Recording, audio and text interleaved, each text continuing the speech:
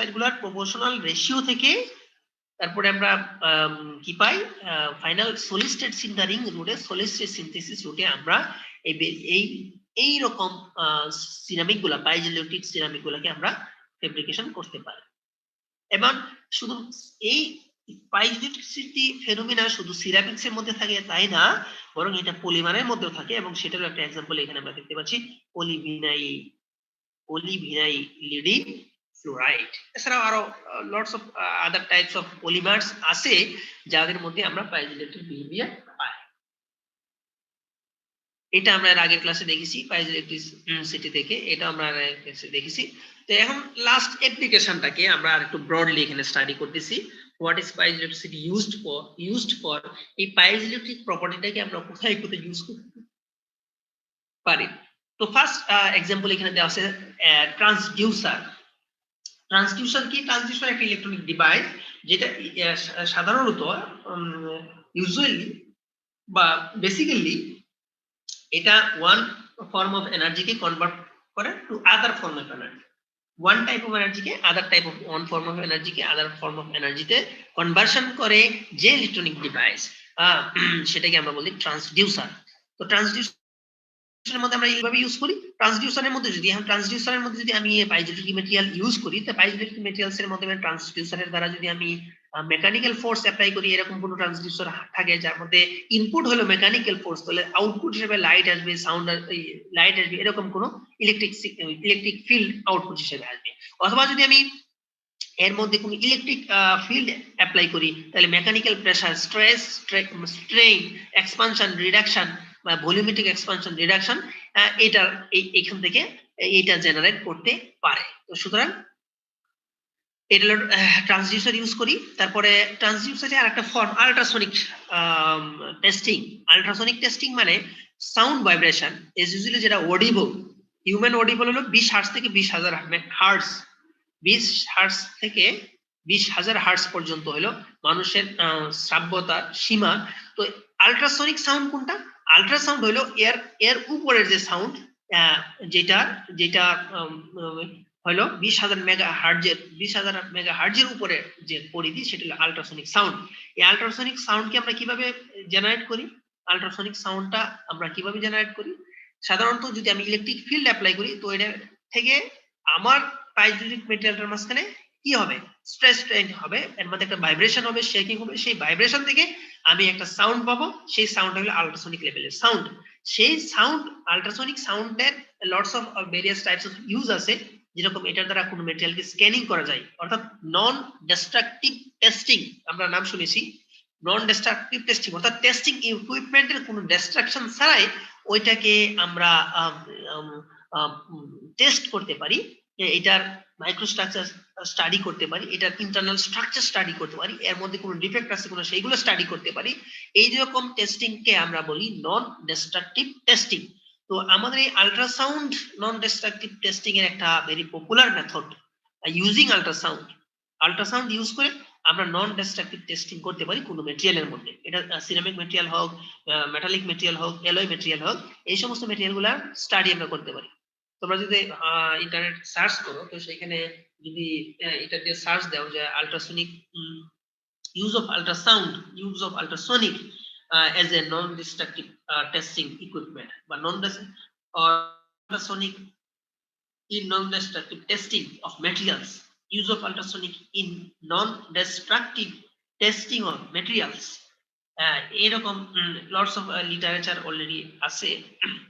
তো সেটা আমরা দেখতে পাই। তাহলে আল্ট্রাসাউন্ডটা কিভাবে জেনারেট হচ্ছে? Ultrasound generate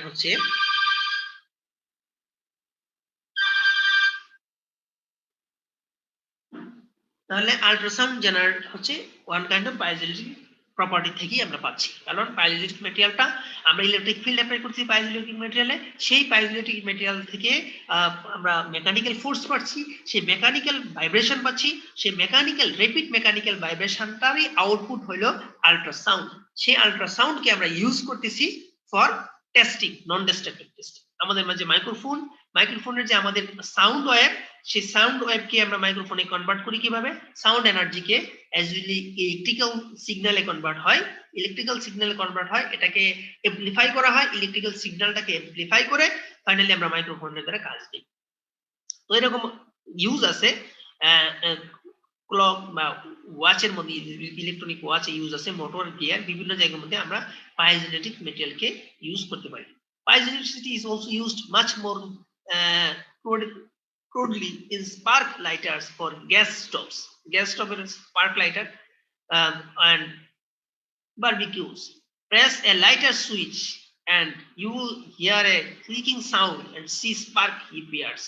What you are doing when you press the switch is squeezing a piezoelectric crystal. অর্থাৎ এই প্রেসিং সুইচের নিচেই আমাদের পাইজোইলেক্ট্রিক ক্রিস্টাল থাকে। সেই পাইজোইলেক্ট্রিক ক্রিস্টালের মাঝখানে যেহেতু আমি প্রেসিং সুইচ থেকে একটা মেকানিক্যাল স্ট্রেস পাইজোইলেক্ট্রিক ক্রিস্টালের উপরে পড়তেছে, সেই পাইজোইলেক্ট্রিক ক্রিস্টালটা সেই মেকানিক্যাল স্ট্রেসকে ভোল্টেজ হিসেবে জেনারেট করে and making a spark fly across a small gap. তো সেইখান থেকে, সেই ভোল্টেজ থেকে আমরা স্পার্ক ফ্লাই তৈরি করি।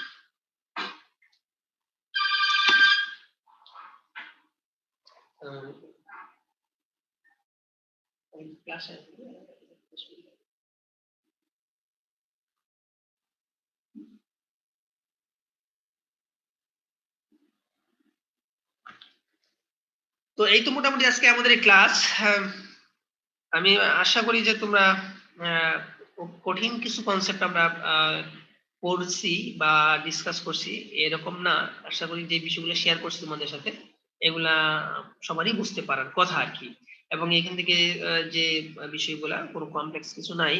তো তোমাদের কোনো কোশ্চেন থাকলে আমি সেটা চাচ্ছি। কোনো কোশ্চেন আছে কারণ?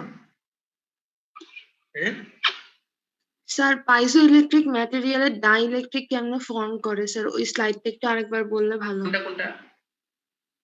স্যার এই স্লাইডটা, জি স্যার এটা।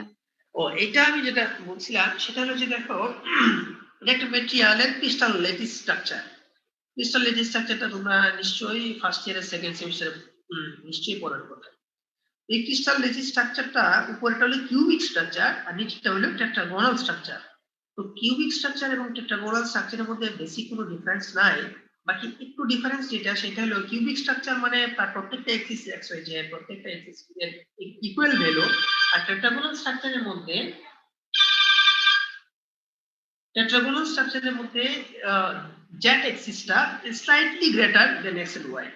তো টেট্রাগোনাল কিউবিক স্ট্রাকচারটা হলো এই barium titanate material, sorry bismuth ferrite ম্যাটেরিয়ালের আর 20 টেম্পারেচারের উপরে এই ল্যাটিস স্ট্রাকচারটা টেট্রাগোনাল থেকে কনভার্ট হয় কিউবিকে, মানে টেট্রাগোনাল থেকে কনভার্ট হয় কিউবিকে। যখন এটা কিউবিকে কনভার্ট হয়ে গেল, তো তার মধ্যে কোনো ধরনের ডাইপোল মোমেন্ট থাকে না। কেন থাকে না? ডাইপোল মোমেন্ট এই কারণে থাকে না, কারণ এই ক্ষেত্রে নেট পজিটিভ চার্জ হলো এই বিসমাথ এবং এই আমার কর্নারের বেরিয়াম থেকে আসে। নেট পজিটিভ চার্জটা যেই পজিশনে থাকে, এটার যে লোকেশন এবং নেট নেগেটিভ চার্জের হলো কনসাইড করে একই পয়েন্টে, দে তারা সুপার ইম্পোজ হয় একই পয়েন্টে।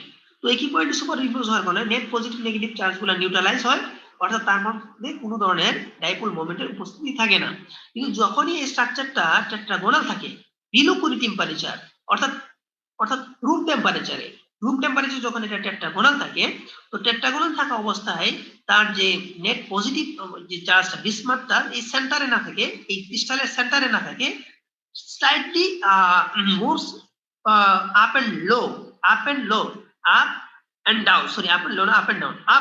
down. যেহেতু এখানে টেট্রাগোনাল হওয়ার কারণে মাঝখানে যে স্পেসটা ফাঁকাটা, ভয়েড স্পেসটা একটু বেশি এই এক্সিস বরাবর লেনদেন হয়েছে। তো ভয়েড স্পেসটা এই এক্সিস বরাবর লেনদেন হওয়ার কারণে এই মাঝখানে যে বিসমাথ অ্যাটমটা সেও একটু উপরে নিচে মুভ করার সুযোগ পাইছে।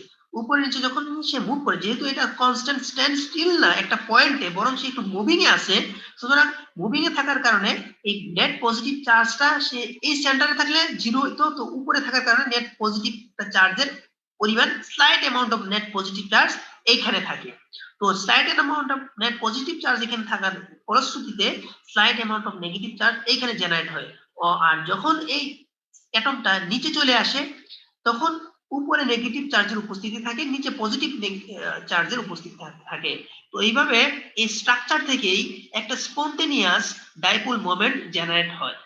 হ্যাঁ, বুঝা গেল এই স্ট্রাকচারটা। সুতরাং যেই সমস্ত ম্যাটেরিয়াল এরকম টেট্রাগোনাল রোম্বোহেড্রাল স্ট্রাকচার শো করে, তো পেরোক্সাইড ক্রিস্টালগুলার যারা টেট্রাগোনাল স্ট্রাকচার শো করে তারা সাধারণত পোলার কি বলে স্পন্টেনিয়াস পোলারাইজেশন তাদের মধ্যে থাকে এবং তারা ভেরি গুড পাইজোইলেকট্রিক ম্যাটেরিয়াল।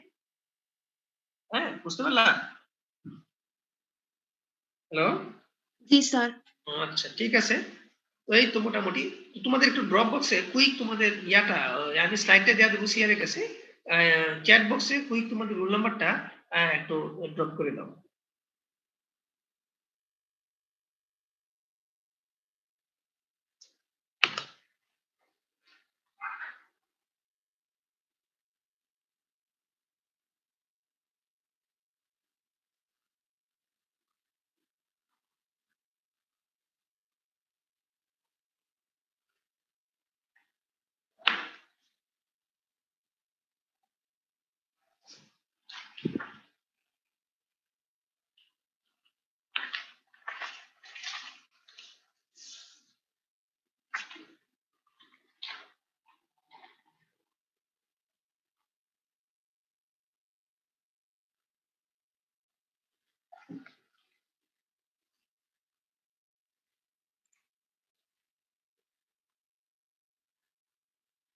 সবার রোল নাম্বার ইয়া হয়েছে, দেওয়া হয়েছে? তো ঠিক আছে, আমি তোমরা এখন মিটিং লিড করতে পারো যদি রোল নাম্বার দেওয়া হয়ে থাকে। আমি তোমাদের এই লেকচার স্লাইড ইয়াটা মেটেরিয়ালটা আমি তোমাদের সিআর এর কাছে আমি পাঠাই দিচ্ছি, ওইখান থেকে ওর কাছ থেকে তোমরা সবাই নিয়ে নিও। ঠিক আছে, থ্যাংক ইউ ভেরি মাচ।